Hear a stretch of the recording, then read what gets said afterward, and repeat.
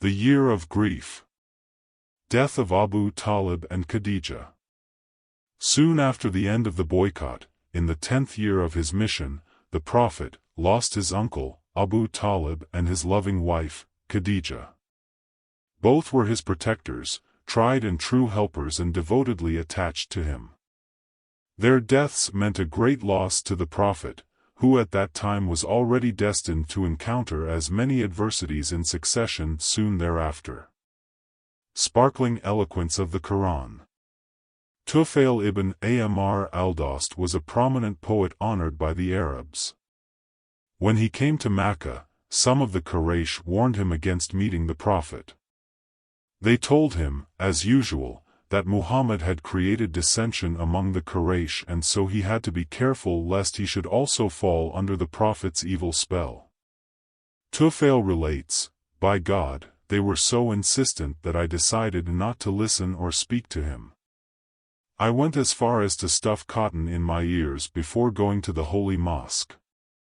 Accidentally, my eyes captured the Prophet who was offering prayer near me.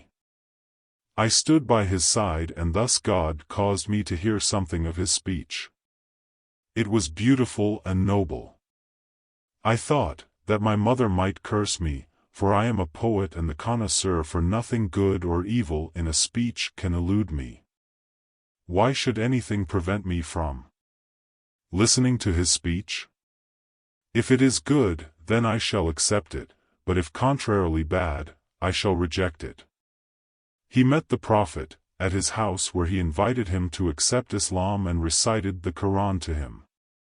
Tufail embraced Islam and went back to his tribe determined to preach the faith of God.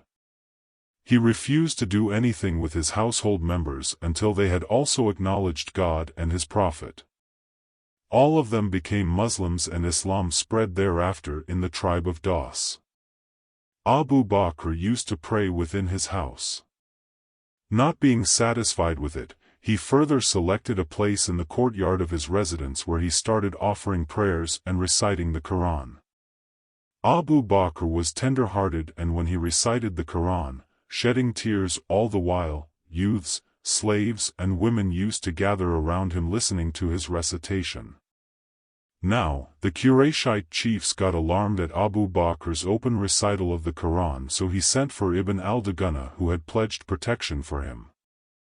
When Ibn al-Dagana came, they said to him, "We accepted your pledge of protection for Abu Bakr on the condition that he prays inside his house but he has started praying and reciting in the open.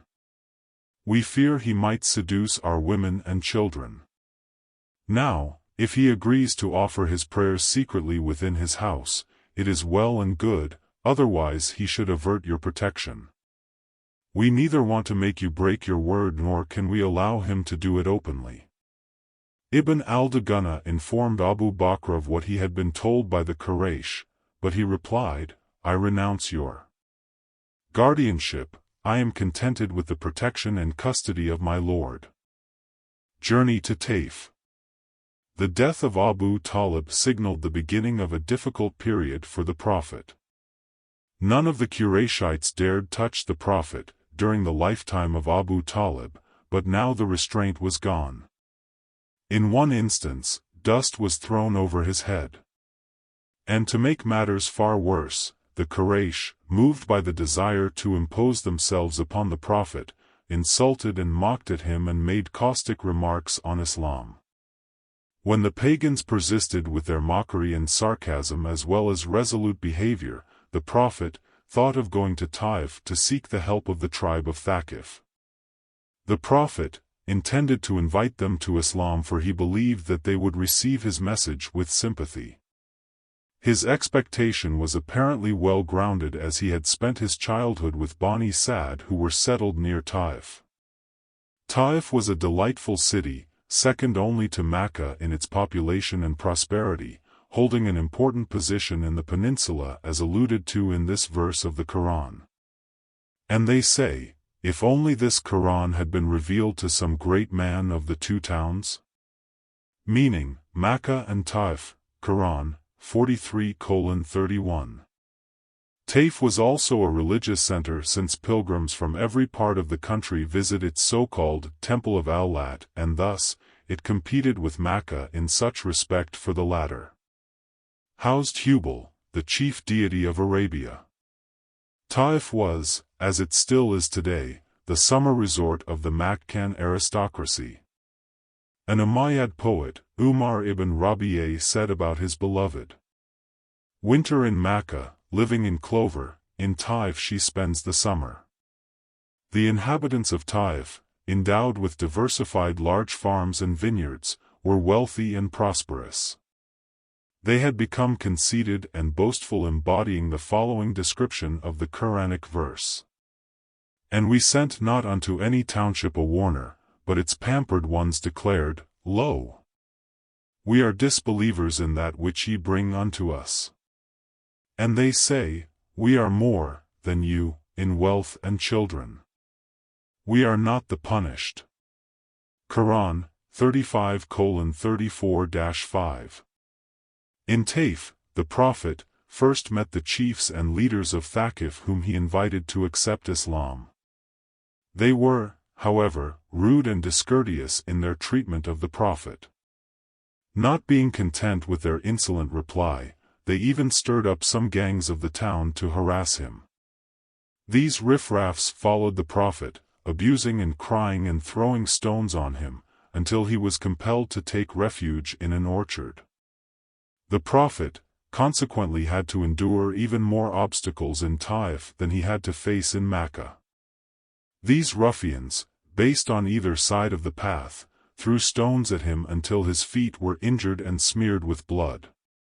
These oppressions grievously dejected the Prophet, whereby, being in such a state of depression, a prayer citing his helplessness and pitiable condition and seeking the aid of God spontaneously came through his lips. "O Allah," said the Prophet, "to thee I complain of my weakness, resourcelessness and humiliation before the people. You art the most merciful, the Lord of the weak and my Master. To whom wilt you confide me? To one estranged, bearing ill will, or an enemy given power over me? If you art not worth on me, I care not, for your favor is abundant upon me. I seek refuge in the light of your countenance, by which all darkness is dispelled and every affair of this world and the next is set right, lest your anger should descend upon me or your displeasure light upon me. I need only your pleasure and satisfaction, for only you enablest me to do good and evade the evil. There is no power and no might save in thee." The Lord then sent the angel of mountains, who sought the Prophet's permission to join together the two hills between which Taif was located, but the messenger of God replied, "No, I hope God will bring forth from their loins people who will worship God alone, associating nothing with him."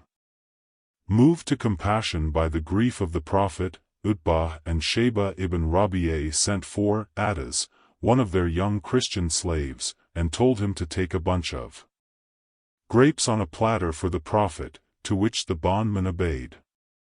While in the Prophet's presence, Adas observed his kind demeanor that compelled him to talk to him and instantly professed his faith in Allah and his Prophet. The Prophet then returned to Mecca, where the Quraysh were as bitterly opposed to him as ever, deriding, annoying and assailing him day after day.